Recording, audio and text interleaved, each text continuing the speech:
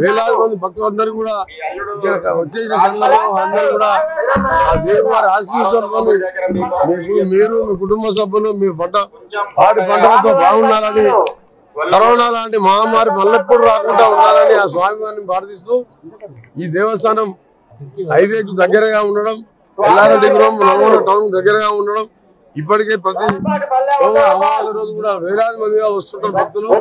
గతంలో ఘాట్ రోడ్ కానీ ఇవన్నీ అభివృద్ధి కార్యక్రమాలు చేశాం, కళ్యాణ మండపం కట్టించాం. మళ్ళా రాబో కాలంలో ముఖ్యమంత్రి గారిని తీసుకొచ్చి, గతంలో ముఖ్యమంత్రి గారు వస్తారని చెప్పి రాలే, ఈసారి భావనవేల ప్రాజెక్టు నీటి విడుదల కార్యక్రమంగా 3 నెలల్లో మొదటి విడుదలగా 60,000 ఎకరాలు నీళ్లు ఇవ్వబోతున్నాం.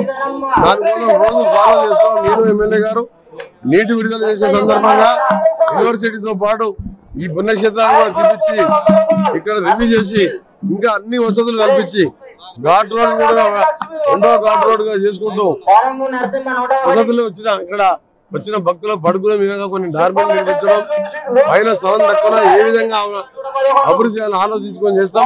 మరొకసారి చెరుగట్టి భక్తులందరూ కూడా విచ్చేసి ఆ స్వామివారి ఆశీస్సులు తీసుకోవాలని చుట్టుపక్కల గ్రామాలందరూ చెప్తున్నాం.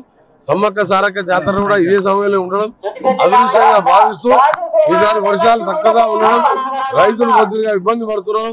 తప్పకుండా ఈ రోజు రాబో కాలంలో భావనవేల ప్రాజెక్టు, SLBC సొరంగం, ఇంకా డిండి లాంటి ప్రాజెక్టులు పూర్తించి రాబో నూతన ప్రభుత్వం ప్రజా ఆశీర్వాదంతో వచ్చిన ప్రజా ప్రభుత్వంలో ప్రజల సమస్యలే పరిష్కారం ధ్యేయంగా పనిచేస్తామని, ప్రతి పేదవాని గుండెల్లో ఉంటామని ఆ స్వామివారి ఆశీర్వాదంతో తెలంగాణ చల్లగా ఉండాలని. శ్రీనిహారాద్రి కన్యాశ్రిత సితవపుషం చంద్రరేఖావతంసం దుర్గాహర్ణ్యాంతరస్థం పటుతర విభవే కల్పితం జామదగ్న్యాః బ్రహ్మోపేంద్రమరేంద్ర ప్రణుత పదైగం ప్రార్థినా కల్పవృక్షం వేదజ్ఞేయ ప్రభావం విదలిత కలుషం రామలింగం నమామి.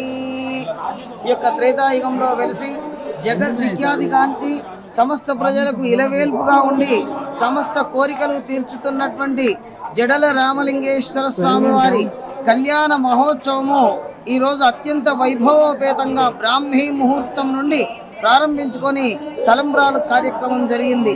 ఇటువంటి కార్యక్రమంలో అశేష భక్తజనము పాల్గొని ఆ కళ్యాణ మండపంలో ఉన్నటువంటి పార్వతి పరమేశ్వరుల యొక్క అనుగ్రహాన్ని పొందడానికి అశేష మంది భక్తులు తలంబ్రాలు మొదలైనటువంటి కానుకలతో వచ్చి స్వామివారిని సేవిస్తూ తరిస్తున్నారు.